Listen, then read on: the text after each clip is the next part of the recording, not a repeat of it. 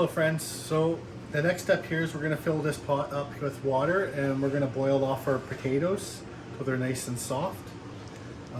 It'll take probably about 20 minutes. So we're just going to use cold water. And there's the potatoes gone. Toss our potatoes in here. A good time to rinse them off too. Get some of that starch. Wash them good. Drain it one more time.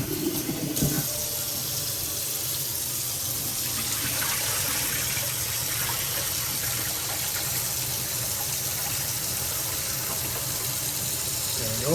And then this is final water here. We'll fill the pot up to about here.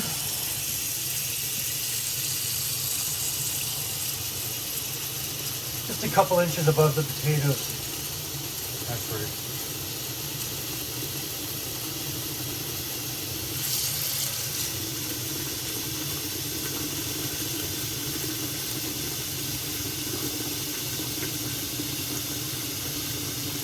All right, that'll do. Turn it on.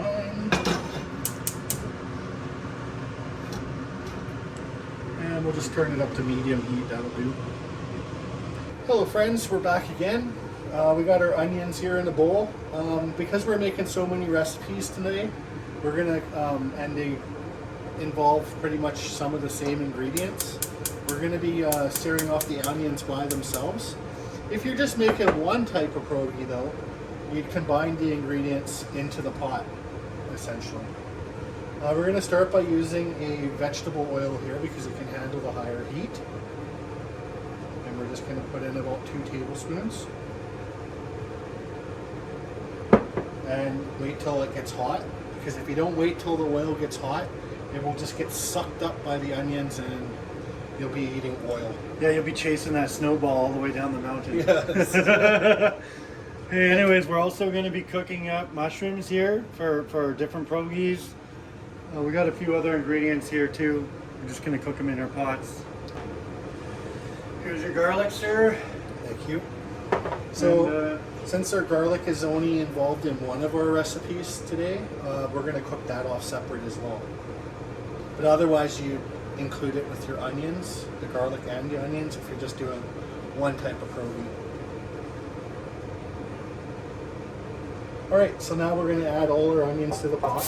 Oh, listen to that sizzle. So that's a good sound, guys.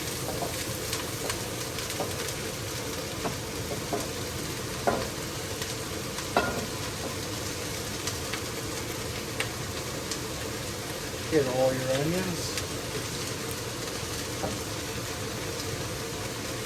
While this sizzles, I'm going to read you guys something about Ukraine. Yeah, while I'm mixing here. So, Ukraine's history has been a symphony of hardships and triumphs, composed of centuries of domination and courageous fights for independence. The Mongols, the Lithuanians, Poles, Turks, Austrians, and Russians all tried to control this land of boundless plains and serene rivers. But the spirit of the Ukrainian people, like a mighty oak, stood tall against the storms.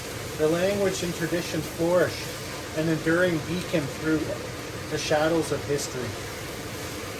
Okay everyone, Chef Reg here. I'm just going to cook off the moisture out of some of the sauerkraut here. We have 2 cups of sauerkraut. And I'm just going to sprinkle some fennel seeds in here. That's all we need to do. We're just going to brown them.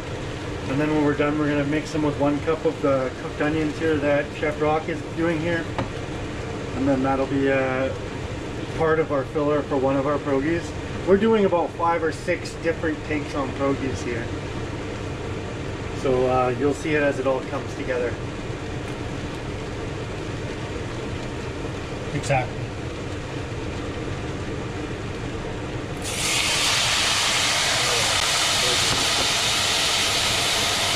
It takes about 10 minutes to brown these onions.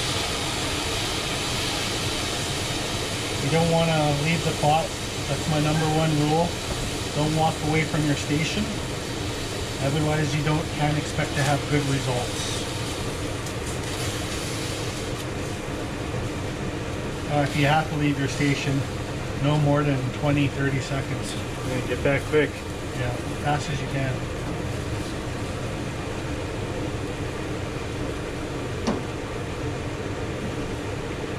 And another trick is to take your time with temperatures. I mean, you don't have to always be cooking on the highest of heats, especially depending on what kind of pots you're using, what kind of pans you're using. Especially with gas.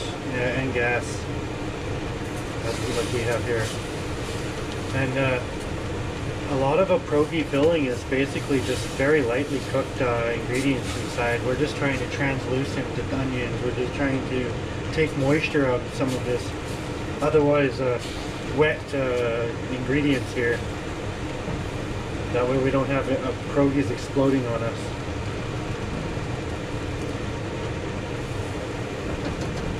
And again, these ingredients can be combined together if you're only making 1 or 2 pierogies and they're involving the same ingredients in that pierogi.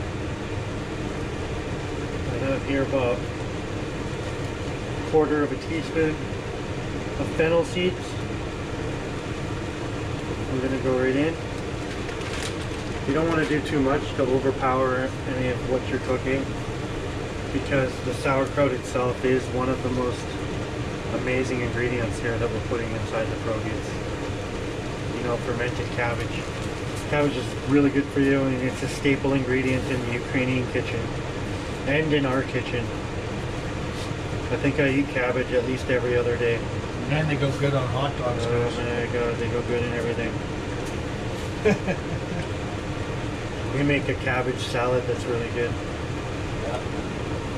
You could just eat it on its own, just the way it is, just pickle right out of the Or you get a jar. whole head of cabbage and you just sear it on your flame. Yeah. And eat it. The whole cabbage. That's what the woman ate today. Just a whole cabbage like this. Yeah. So once this, you see the juice is starting to come here. I don't know if you can see it in the pot, but we're gonna let this cook a little longer. Then we're gonna drain the juice out, and then we're gonna let it cook a little bit longer, and then we should be good. And all of our fillers have to sit at room temperature as well before we start mixing them and adding them to our pierogies. And with your sauerkraut, you put it in some cloth first, and you squeeze out as much moisture as you can before you add it to the pan. That helps speed up the cooking process. Yeah, we did that before. All our recipes can be found at superbros.com. Don't forget to like and follow, subscribe, hit that bell notification so you get our videos every Tuesday and Thursday when they're released. We greatly appreciate that. Keep up all the good work, guys. Yeah, thank you. We really appreciate all of your support and love through the first month and a half of our journey here. That's pretty surprising so far. Exactly. All our stuff here is double or triple the size of what is on our recipes on our website, and that's only because we're going to be freezing these later. If you make pierogies, it's a good idea just to make a large batch and get it all out of the way, and you can eat them for 6 months down the road. Just freeze them up. And when you freeze them, you want to put them on like a baking tray in the single layer. Let them sit in your freezer for 4 hours, take them out, and then you put them in your Ziploc bags, or and basically take all the air out of those bags, or you use like a vacuum sealer. But you got to get your pierogies like 90% frozen. It takes about 4 hours in the freezer. So you can do about probably 20 or 30 pierogies at a time in those 4 hours, and you just do them in batches. And then you just fill your Ziploc bag right to the brim. You're going to want to label and date those Ziploc bags with a good permanent marker with the date and what kind of pierogi is inside the bag. Okay, everyone. We're going to heat up a tablespoon of oil here. Okay, that's a true tablespoon right there. I'm not playing around. We're just gonna heat this up, then we're gonna add our mushrooms into here. And we're just gonna sear off our mushrooms a little bit, just cook them down, render them down.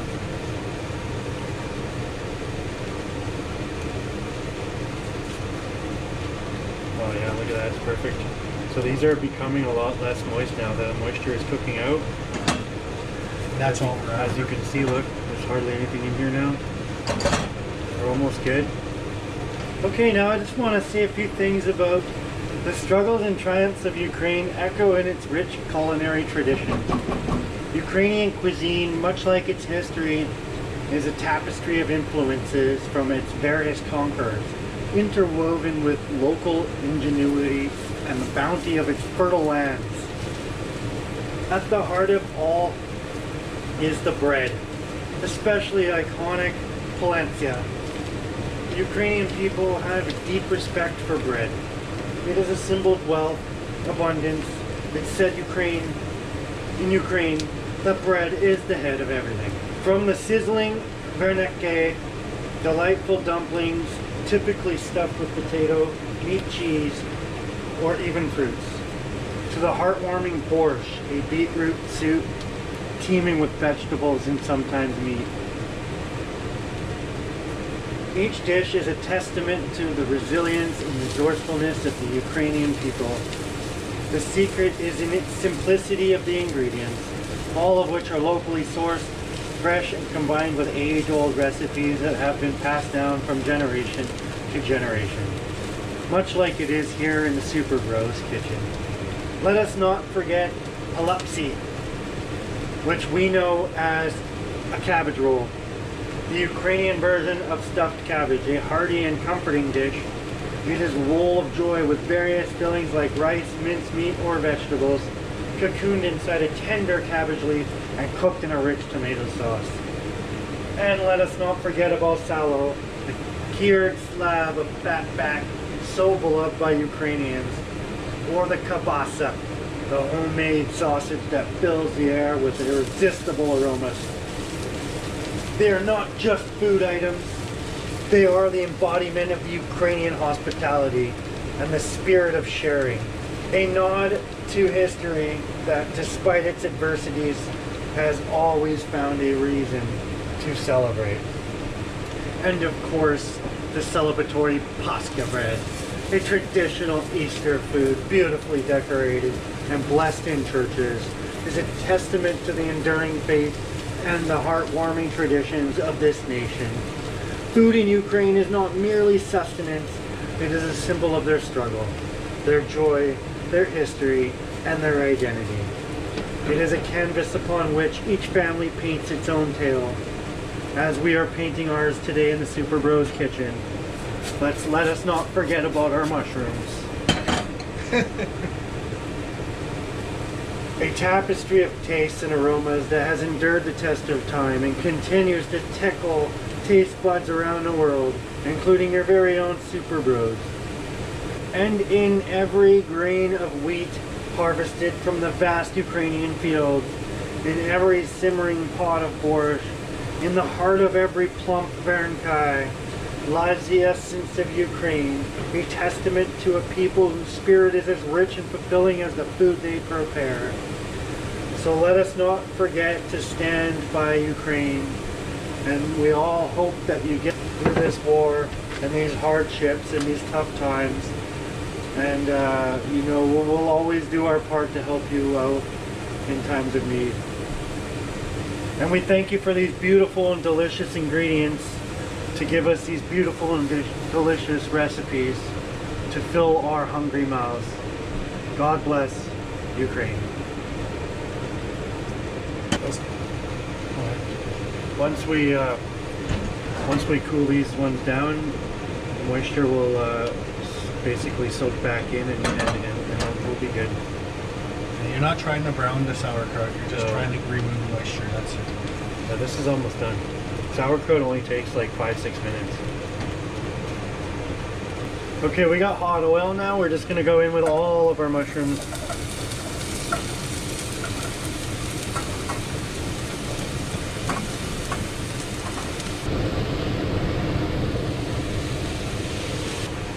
Okay, so we're just gonna sear this off, stirring occasionally.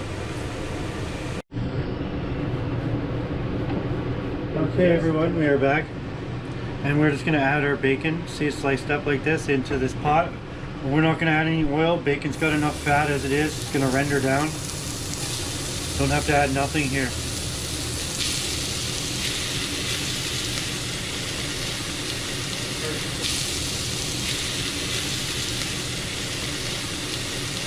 We have our meat. Now we're going to add in our toppings.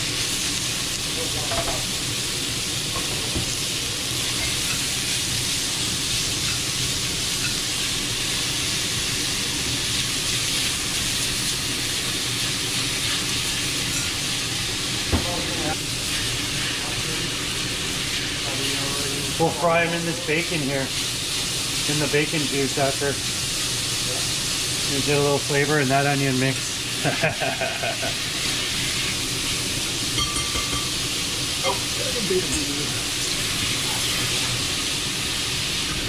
We're going to come in for an extreme close-up of the sizzle. So you want to keep your bacon moving. We have a dry pan. There's no oil, nothing. You want to keep your bacon moving. Creates its own oils. That's essentially what we did here, see? Now when you let it cook, your bacon's no longer going to stick. Because it's got that layer of fat that we've got naturally from here. We've got a bowl with a paper towel and a slotted spoon, and we're just going to scoop out our bacon. That way it absorbs most of the grease out of here.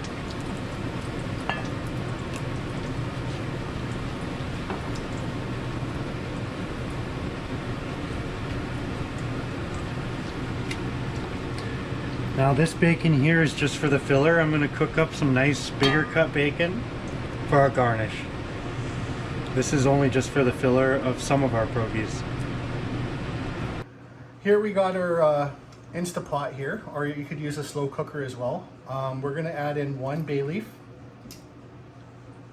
some thyme and some garlic, so one teaspoon of thyme and 3 cloves of garlic into our Instapot. And then we're going to grab our chicken stock. How many cups in there? This is about 4 cups of chicken stock. Okay. Basically, we want to submerge the pork. You want to submerge your meat. All right. This is going to be a really nice pierogi. And about 1 teaspoon of onion powder. There we go. Pinch of salt.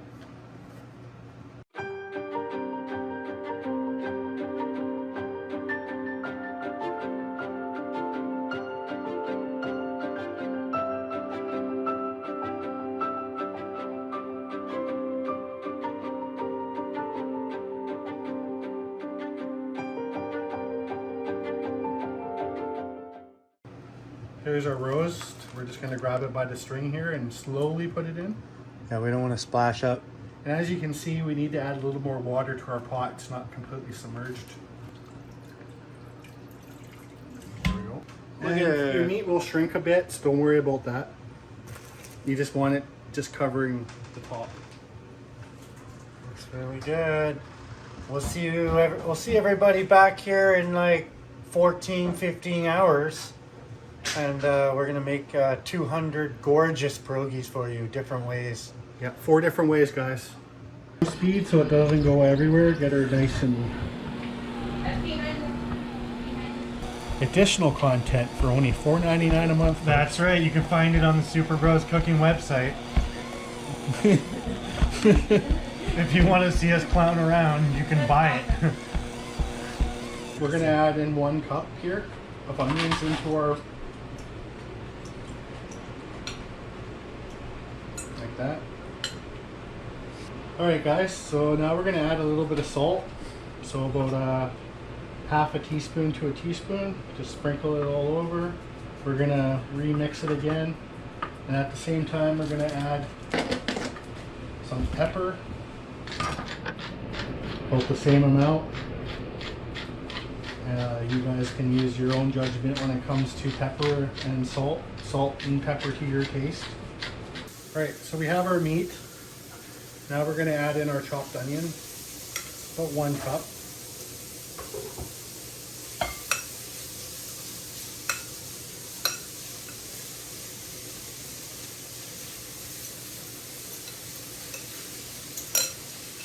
Probably going to have to fry off some more onion, Reg.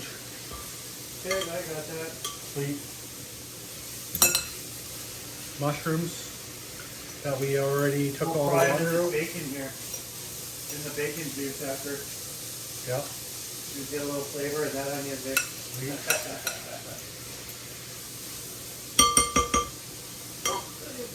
As you can see, we have quite a bit here. We're going to put 12 cups together. Basically, we're doing 4 times our recipe because all the batters are the same except for the dessert one, which will be different. So I just added the last cup. That's our cup number 12 of the flour. Then we're going to add in salt. It's a half teaspoon for every 3 cups. We've got 12 cups, so here's 1 teaspoon. 2 teaspoons. Then we're going to mix that together with a fork to start with, just to get distributed. All right, now we'll turn it on just setting number 1 for now. This is 7 eggs in here. This is egg number 8. It's 2 eggs for every 3 cups. And if you get any shells in here, pick them out.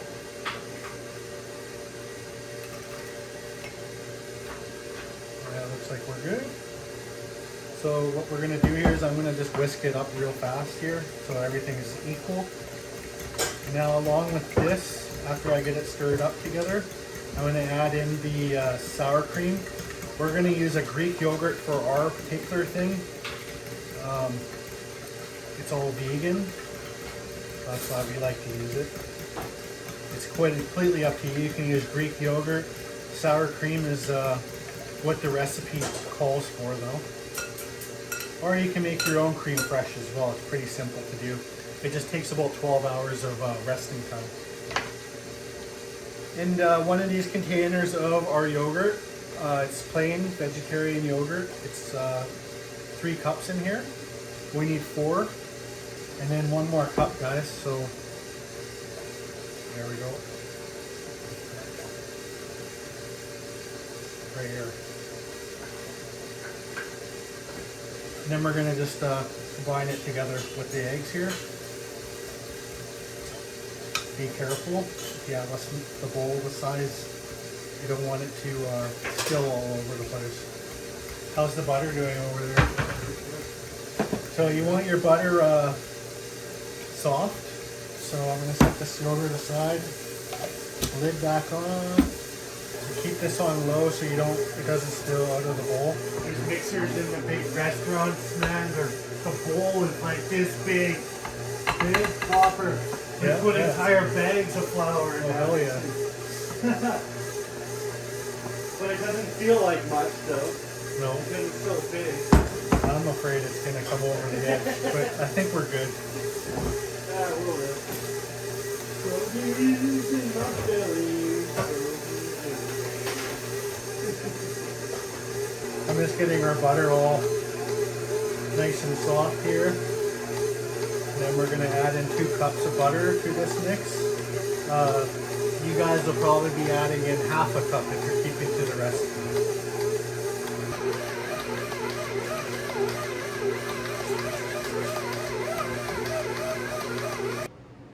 Alright, dough looks like it's ready, guys. I'm going to remove it from the machine. It's been working really hard. Really hard. It's so hot. Alright. So at this point right now, I'm going to just make it a large bowl and we're going to let it rest.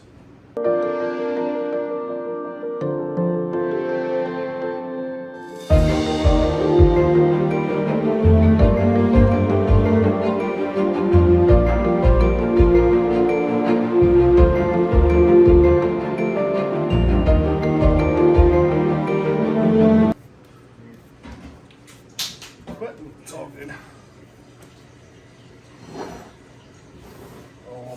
God, it's heavy, man. That's a I workout. like making compote. That's a workout, guys.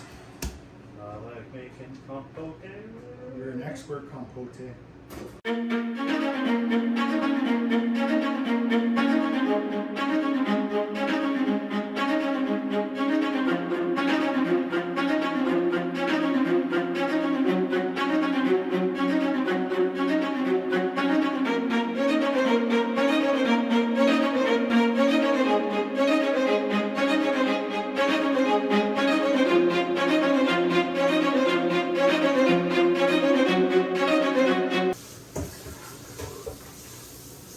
Mind you, I got this other glass bowl. I can use that. Here. So this is like 13 cups of dough, Rich. 13 or 14 cups of dough now. We're at. There we go, guys. So half an hour. I'll see you guys back. See you soon. And we're gonna get our. We're looking anywhere in between an 1/8 and a 1/4 inch thick is what we're looking for pierogies. Because we're gonna stretch pockets too. But you see how nicely this rolls? I don't even need flour on the top.